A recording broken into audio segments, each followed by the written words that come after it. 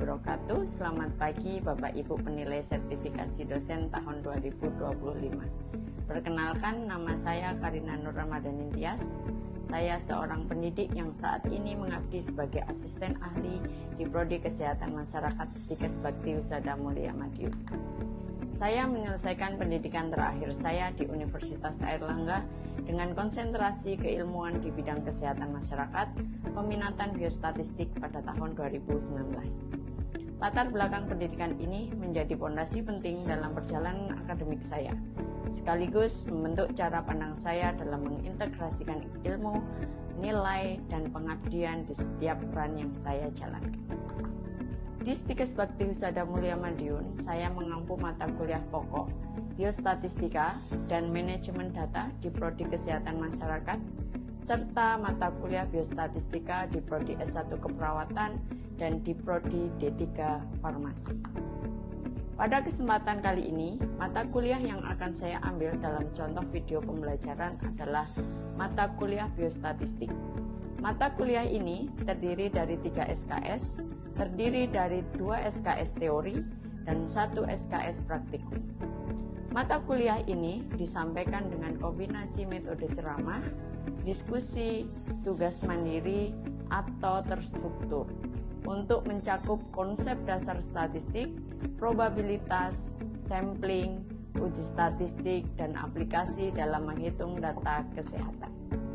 Deskripsi mata kuliah biostatistik adalah mata kuliah yang mempelajari tentang pengumpulan, pengolahan, analisis, interpretasi, dan presentasi data untuk membuat kesimpulan dan mengambil keputusan. Singkatnya, statistika adalah ilmu yang mempelajari cara mengolah data agar bisa dipahami dan bermanfaat untuk berbagai bidang. Capaian pembelajaran biostatistik di kesehatan masyarakat meliputi yang pertama, penguasaan konsep dan teori, yaitu memahami dasar-dasar ilmu kesehatan masyarakat, termasuk biostatistik dan epidemiologi, serta prinsip-prinsip kesehatan masyarakat yang berkaitan dengan lingkungan, keselamatan kerja, gizi, dan kesehatan reproduksi. Yang kedua, aplikasi dan analisis data, yaitu mampu menerapkan metode statistik yang tepat untuk menganalisis data biologi, lingkungan, medis, dan kesehatan, serta menginterpretasikan hasil analisis tersebut untuk berbagai tujuan. Yang ketiga, penelitian dan diseminasi, yaitu untuk mengaplikasikan ilmu metodologi penelitian dan biostatistik dalam kegiatan penelitian, serta mampu mendiseminasikan hasil penelitian yang relevan dengan kesehatan masyarakat. Yang keempat, pengambilan keputusan dan kebijakan, yaitu menggunakan data dan analisis statistik untuk membantu para pembuat kebijakan dalam merumuskan kebijakan kesehatan yang efektif dan memastikan perlindungan serta kesejahteraan masyarakat. Yang kelima dan juga terakhir, sikap dan karakter menunjukkan sikap yang mencerminkan etika, integritas, peduli terhadap masalah sosial dan lingkungan, serta kemampuan berkomunikasi dan berkontribusi dalam tim multidisiplin. Dalam mata kuliah ini, kami memiliki pokok pembahasan yang menarik yang disesuaikan dengan perkembangan zaman. Yang pertama, yaitu dasar statistika, 2. Penyajian data, 3. Ringkasan variabel, 4. Analisis persentase, 5. Probabilitas, 6. Central limit teorema, 7. Estimasi, 8. Uji inferensi khususnya untuk uji t-test dan juga uji varian, kemudian uji inferensi yaitu uji korelasi dan juga regresi, dan kemudian ada uji non-parametrik yaitu ada uji proporsi, salah satunya adalah uji chi-square. Kemudian yang terakhir metode sampel dan besar sampel.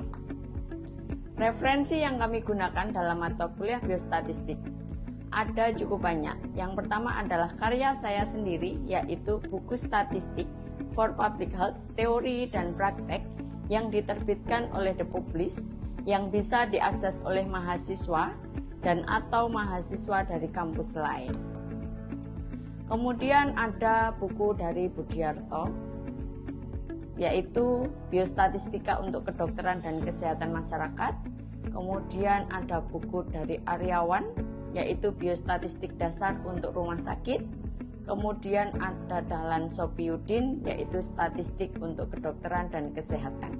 Kemudian ada Indawati, yaitu buku ajar statistik di bidang gizi masyarakat.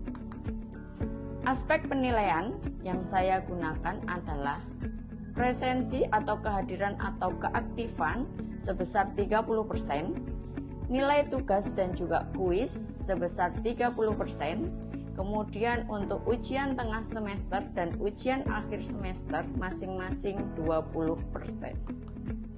Berikut adalah contoh video pembelajaran yang dilakukan secara luring atau di dalam kelas. Oke, bismillahirrahmanirrahim. Assalamualaikum warahmatullahi wabarakatuh. Selamat pagi.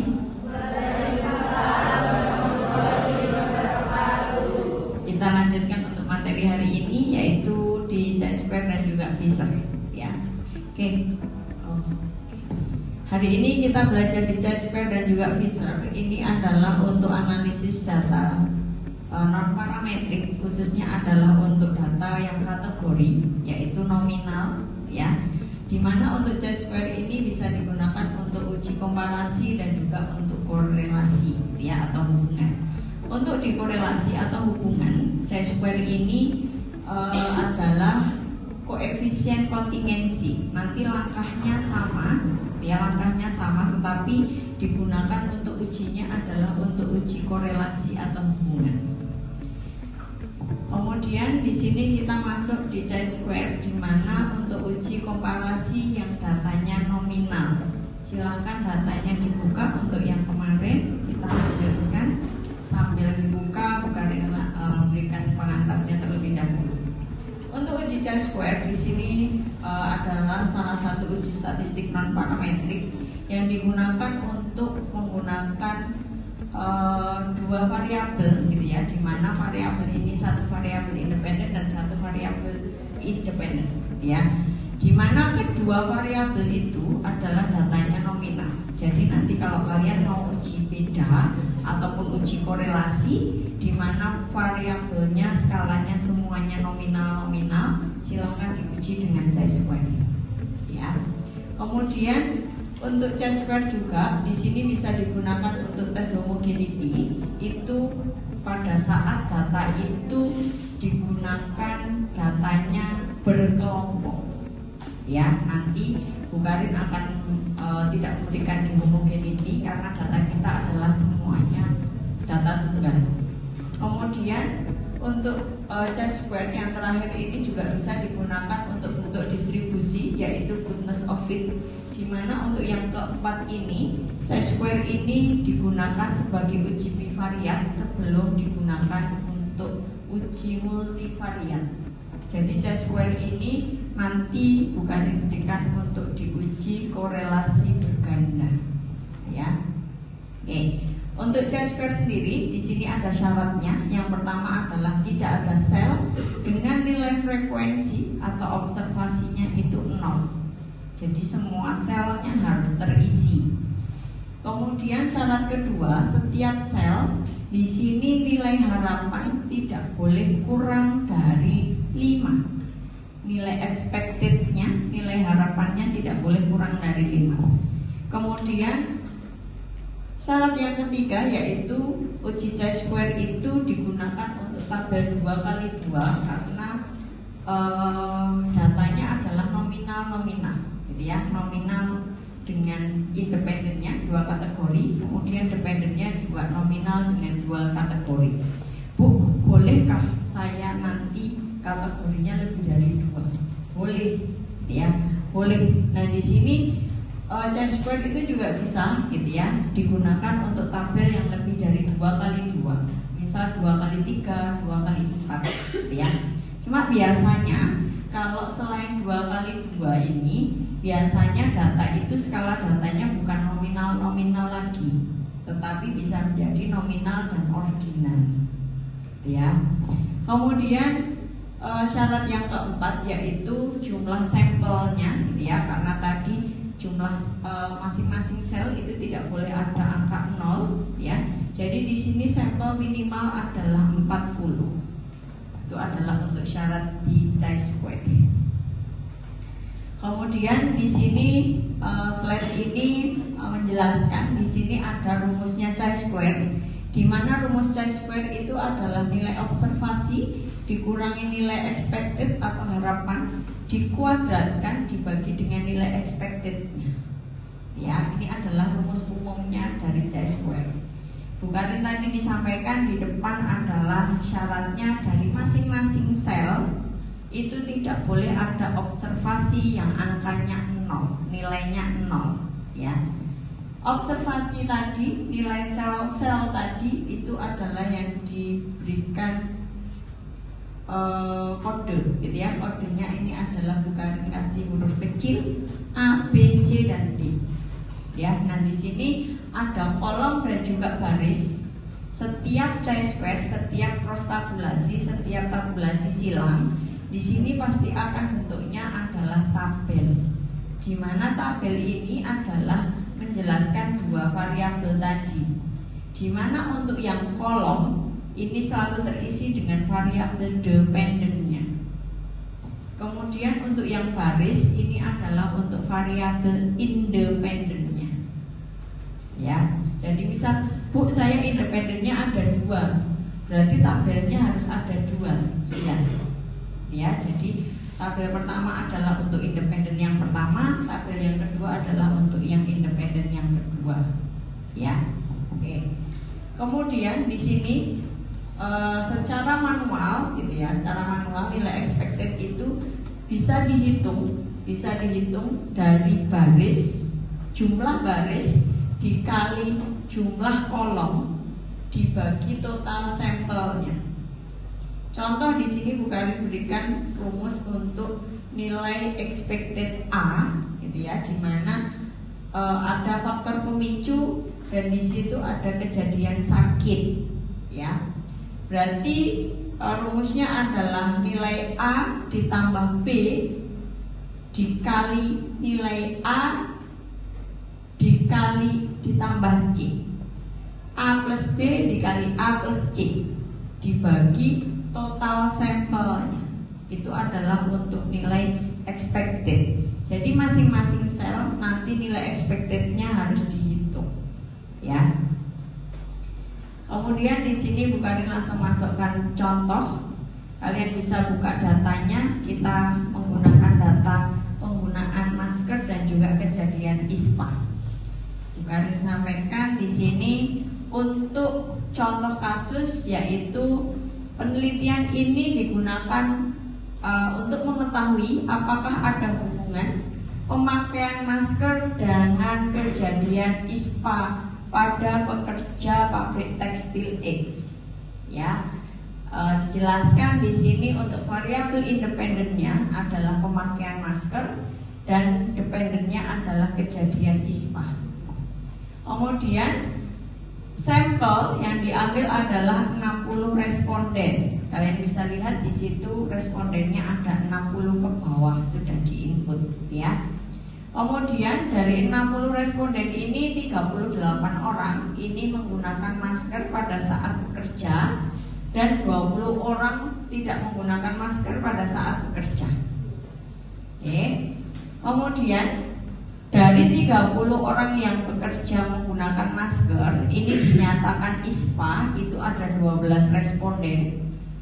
Dan 22 orang yang tidak menggunakan masker, di sini ada 17 responden yang terkena ISPA. Ya, di sini hipotesisnya ujilah apakah ada hubungan proporsi ISPA, kejadian ISPA pada kedua kelompok. Kalian coba buka datanya adalah di variable view. Di variable view di situ diinputkan ada dua variabel, yaitu penggunaan masker dan juga kejadian ISPA. Untuk value di penggunaan masker di situ diinputkan atau dikodingkan 0 dan 1. 0 itu untuk yang tidak menggunakan masker dan 1 menggunakan masker. Kemudian untuk kejadian ISPA di situ juga codingnya 0 dan 1. 0 itu untuk ISPA yang terkena ISPA dan 1 itu yang tidak terkena ISPA. Jadi coding ini digunakan pada saat kasus itu selalu dikodingkan yang paling kecil. Ya, contoh ISPA, penyakit-penyakit itu bisa dikodingkan yang paling kecil. Ya. Kemudian untuk coding ini boleh diinputkan mulai dari 0, boleh juga diinputkan dari 1. Kalau di sini kita inputkan mulai dari 0, jadi kita menggunakan 0 dan 1. Kalau nanti kalian mau menggunakan inputannya mulai dari 1, kalian bisa menginputkan codingnya adalah 1 dan 2. Itu ya. Oke. Kita lanjutkan, kalian buka di data view-nya. Di data view dari soal slide yang di depan tadi, kasus yang di depan, di mana penggunaan masker itu adalah responden 1 sampai dengan responden 38, kita codingkan 1 atau dia menggunakan masker. Kemudian responden 39 sampai dengan 60 kita codingkan dengan 0 atau yang tidak menggunakan masker. Ya. Kemudian di kejadian ISPA kalian bisa lihat responden 1 sampai dengan responden 12 di situ diinputkan 0 atau dia responden ini kejadian ISPA, ya. Kemudian sisanya responden 13 sampai dengan 38 kita coding 1 atau tidak ISPA. Oke.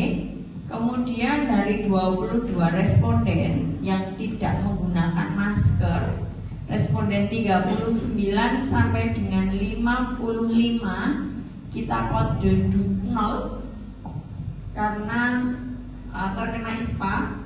Dan kemudian responden 56 sampai dengan 60 kita codingkan dengan 1 karena dia tidak menggunakan masker tetapi dia tidak ISPA.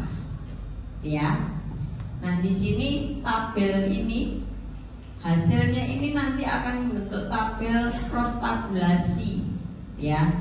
Cross tabulasi ini bisa kalian jelaskan pada saat di hasil uji nanti, ya. Kalau nanti hasil uji, karena kita ada pakai aplikasi, berarti silahkan diinputkan nanti tabel ini. Kemudian di sebelahnya nanti ada nilai signifikansinya, gitu ya. Untuk menjawab apakah hipotesis itu diterima atau ditolak. Oke. Kita lakukan langkah ujinya. Yang pertama adalah analyze, kemudian pilih deskriptif statistik, kemudian pilih cross tab. Nah, kemudian inputkan kejadian ISPA, masukkan di kolom karena itu adalah dependennya. Kemudian penggunaan masker itu pada kolom pada row atau baris. Nah, ya. Kemudian untuk langkah berikutnya, karena kita mau uji dengan chi-square, kita pilih statistik yang di sebelah kanan. Kita centang untuk chi-square yang di pojok kiri atas. Statistik pojok kiri atas. Kemudian ada risiko, jadi kita pengen tahu besaran risikonya dari kedua variabel tersebut. Risk sebelah kanan bawah, sudah. Kemudian continue. Kemudian kita pilih cell,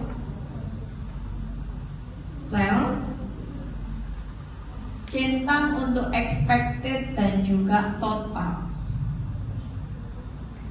Nah, di sini untuk di persentase, di sini aslinya ada perbedaan, gitu ya, di mana jenis penelitian, gitu ya. Kalau kalian menggunakan cross sectional, Ya, cross seksional yang dicentang adalah row-nya. Kalau penelitian kalian case control, yang dicentang adalah kolomnya. Ya, oke. Silahkan continue, kemudian lanjut oke. Sudah muncul output? Oke. Muncul output, kalian bisa lihat outputnya. Yang pertama adalah di cross tabulasi, di mana cross tabulasi ini akan muncul untuk observasinya. Kalian bisa lihat di situ penggunaan masker yang tidak menggunakan masker dan dia ISPA, di situ ada 17. Ya, sesuai dengan tabel yang tadi, sesuai. Kemudian di bawah angka 17 di situ ada nilai expected count-nya. Nilai expected count kalian bisa lihat ada 4 nilai expected, gitu ya. Masing-masing nilai expected-nya tidak ada yang di bawah angka 5. Oke. Berarti syarat chi-square itu terpenuhi. Jumlah sampel dia lebih dari 40. Selnya dia 2 kali 2. Kemudian nilai expected tidak ada yang kurang dari 5. Berarti kita bisa membaca output chi-square-nya. Tetapi kalau ada salah satu syarat dari chi-square ini tidak terpenuhi, kita tidak bisa membaca output chi-square-nya. Contoh yang pertama, jumlah sampel kurang dari 40. Ya, kurang dari 40. Kemudian bisa lagi nilai expected salah satu sel itu nilainya kurang dari 5. Misal nilainya 4,9. Dia sudah kurang dari 5. Berarti tidak bisa kita membaca chi-square-nya. Kemudian misal lagi salah satu sel ini nilainya 0. Nilainya 0. Kita tidak bisa membaca output chi-square-nya. Yang kita baca adalah output Fisher exact. Kalian bisa lihat di bawah cross tabulasi itu ada output chi-square test. Nanti langkahnya itu sama, hanya saja yang dibaca adalah yang Fisher exact. Ya, yang dibaca adalah Fisher exact. Oke. Nah, di sini tadi adalah keempat syarat chi-square terpenuhi. Ya, terpenuhi. Tidak ada nilai expected yang kurang dari 5. Ini juga bisa dilihat dari A kecil di bawah tabel. Di situ ada 0 sel.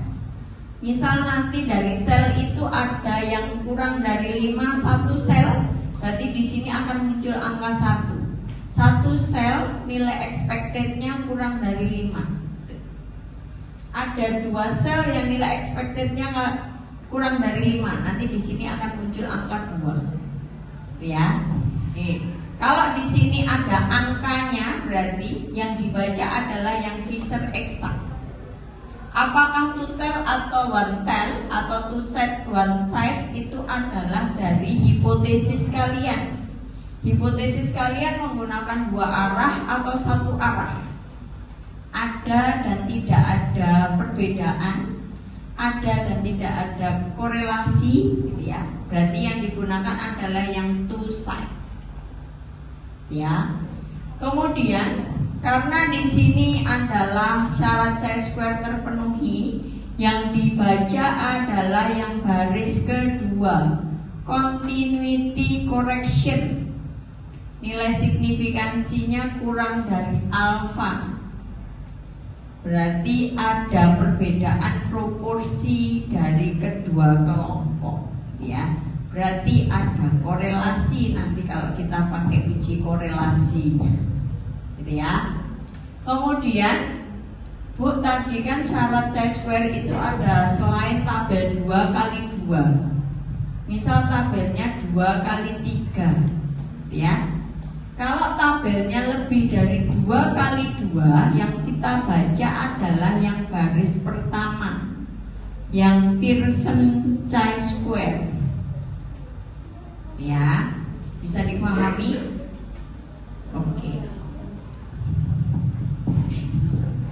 Oke, yang berikutnya yang dibaca lagi di bawahnya chi-square test. Di situ kita sudah melihat, gitu ya, pengen melihat berapa risikonya. Di bawahnya itu adalah ada risk estimasi. Yang kita baca adalah hanya yang baris pertama saja. Di sini yang kita baca adalah value-nya. Value-nya adalah 7,367. Ya.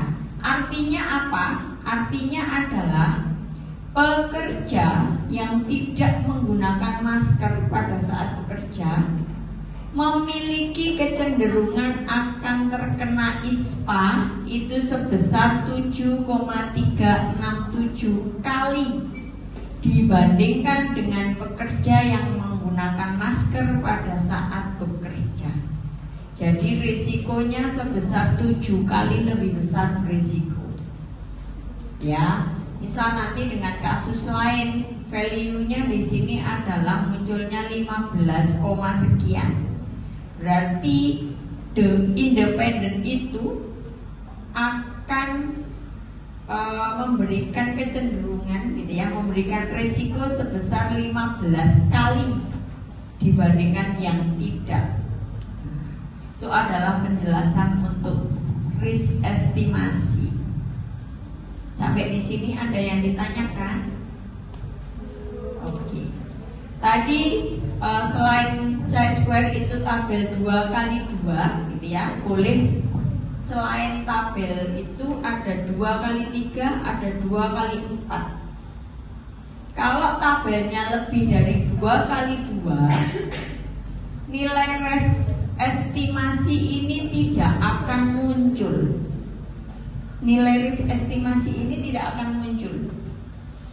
Kalau tidak muncul bagaimana, Bu? Tadi Bu Karin sampaikan, kalau nominal itu biasanya kategorinya hanya ada 2. Kalau kategorinya lebih dari 2, biasanya dikotom, itu biasanya dia masuk skala datanya adalah ordinal. Berarti ujinya adalah nominal ordinal, ya. Kalau nominal ordinal, kita tidak menggunakan chi-square, tetapi kita nanti akan menggunakan bisa koefisien kontingensi. Ya, koefisien kontingensi itu yang bisa digunakan untuk ujinya. Sampai di sini ada yang ditanyakan? Belum ya? Untuk baris kedua di sini ada for cohort kejadian ISPA, gitu ya. Di sini artinya ada 2,447 ini yang tidak menggunakan masker ini memiliki peluang untuk ISPA itu 2 kali lebih besar dibandingkan dengan yang pakai masker. Nah ini yang kita lihat, gitu ya, yang kita lihat cukup yang odd ratio saja, yang paling besar, ya, yang paling besar karena ini adalah relatif risknya saja, risiko relatifnya saja, ya. Oke. Sampai di sini ada yang ditanyakan? Belum. Contoh di sini adalah uji Fisher, yaitu uji alternatif dari chi-square, gitu ya. Di mana digunakan apabila syarat uji chi-square tidak terpenuhi, salah satu atau salah 2 atau salah semua, gitu ya. Contoh di sini kasusnya adalah seperti ini. Ada satu sel nilainya dia 0. Kita tidak bisa baca output chi-square-nya. Kemudian sampelnya di sini kurang dari 40. Dia sudah pakai Fisher. Kita tidak bisa baca untuk chi-square-nya. Ya. Nah, contoh seperti ini yang diujinya menggunakan Fisher, bukan menggunakan chi-square. Sampai di sini ada yang ditanyakan? Belum. Nanti kita akan belajar selanjutnya gitu ya, bukan kasih soal, nanti dipelajari di rumah. Oke? Terima kasih. Kalau tidak ada pertanyaan, Bu Karin akhiri. Wabillahi taufiq wal hidayah. Wassalamualaikum warahmatullahi wabarakatuh. Selamat pagi. Waalaikumsalam warahmatullahi wabarakatuh. Sekian video pembelajaran mata kuliah biostatistik pada Prodi Kesehatan Masyarakat Stikes Bakti Husada Mulia Madiun. Semoga bisa menjadi bahan pertimbangan baik dalam proses pengajuan sertifikasi dosen 2025. Terima kasih. Wassalamualaikum warahmatullahi wabarakatuh.